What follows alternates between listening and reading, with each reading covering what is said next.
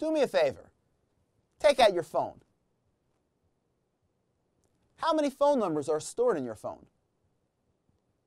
Okay, out of all of these numbers, how many can you dial on your own without accessing the contacts or favorites? Don't ask Siri or Cortana either. I don't know how we did it before favorites and contacts lists in today's phones, but I fully rely on my favorites, contacts list, and Siri. Imagine if we had to memorize IP addresses of websites and network resources. That would be kind of tough. But let's say we did in fact memorize the IP addresses of our favorite websites. And then for one reason or another, some IP addresses changed. Well, originally, you either had to access resources by IP addresses or use a text file called hosts found on all operating systems. Into the hosts file, you typed an IP address and its FQDN, fully qualified domain name, or web address. Today's operating systems still have the hosts file, but it's not used anymore for that purpose.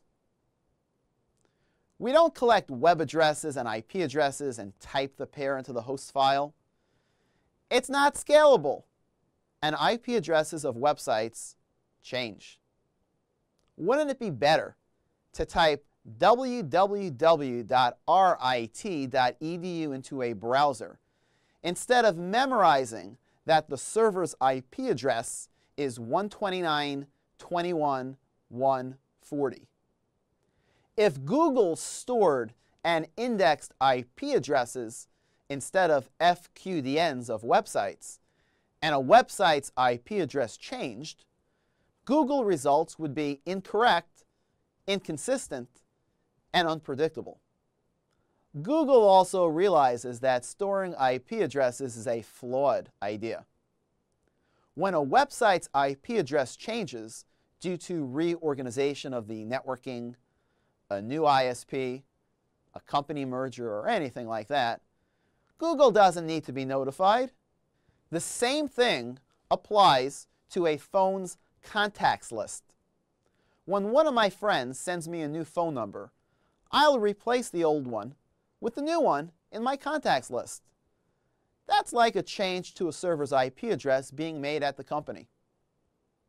The next time I ask Siri for Bob's cell phone, I'll be asking the same way I did before Bob changed his phone number. Siri will dial the new number because Siri will be referencing the same entry, the name of my friend, who now has a different phone number associated with the contact name. Think of an IP address for a server that changes, while the name of that machine stays the same.